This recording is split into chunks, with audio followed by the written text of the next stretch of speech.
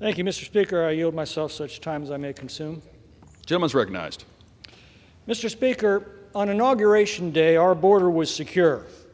The Trump policies had slowed illegal immigration to a trickle.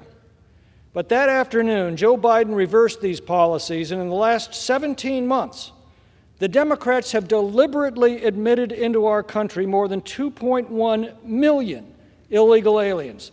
Now, that is larger than the entire population of the state of Nebraska. And while the Border Patrol was overwhelmed, more than 1.5 million known gotaways entered as well. That's an additional population larger than that of Hawaii. All of this in 27 months. But as we can see at this very moment, this was only a prelude to the mass invasion now unfolding before our eyes. The Border Patrol Union warned us yesterday, quote, "Field reports from agents across the southern border verify the enormity of this tidal wave of illegal aliens coming now. Huge groups are overwhelming stations, and it is completely out of control. Massive releases beginning, and it's going to get much worse," end quote. Now, for Americans, this means classrooms packed with non-English speaking students, hospitals flooded with illegals demanding uncompensated care, violent criminal cartels and gangs introduced into our communities, fentanyl killing an average of 300 Americans every day, suppressed wages for working Americans, and the collapse of the social safety net that was supposed to take care of Americans in need. For the millions of illegal migrants, it means exposure to hazardous conditions that have claimed 2,000 lives that we know of. Many arrive sick, traumatized, starved, brutalized, raped, and deeply in debt to the cartels.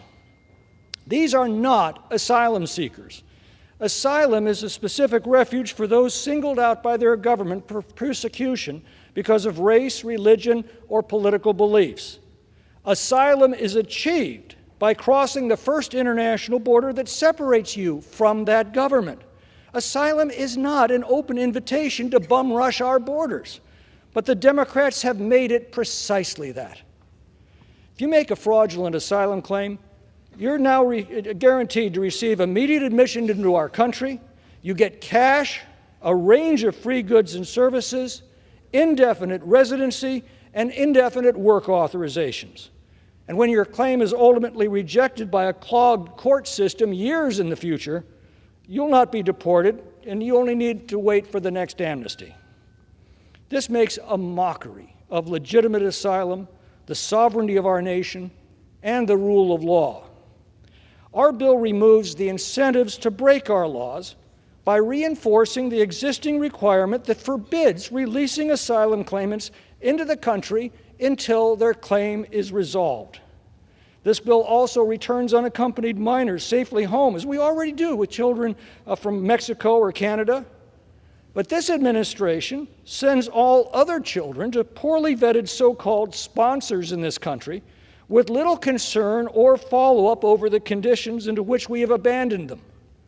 Many become indentured servants, slaves to the cartels and their gangs, forced into sex trafficking, labor trafficking, drug trafficking, under horrific conditions. The only way to stop this trafficking is to return these children safely home.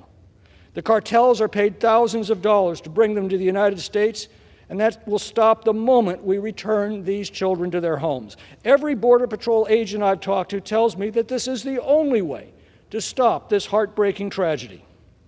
And for those crossing as families, this measure keeps them together. It allows them to make their asylum claim and then to wait in Mexico or in a family residential center until their claim is heard.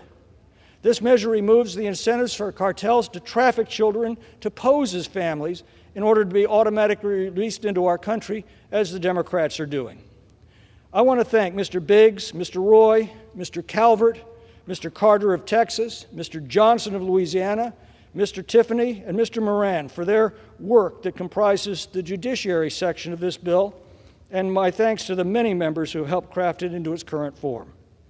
Yes, we are a nation of immigrants. We are also a nation of laws. Millions of immigrants come to our country legally every year. They obey our laws, they wait patiently, they do everything our country asks of them. But meanwhile, millions of illegal immigrants are cutting in line in front of them, aided, abetted, encouraged, and rewarded by Democratic officials. It's been said that this bill has no chance in the Senate, and that if it did pass, it would be vetoed by the President. Well, that is a question that the American people must ultimately decide before it is too late. And I reserve the balance of my time.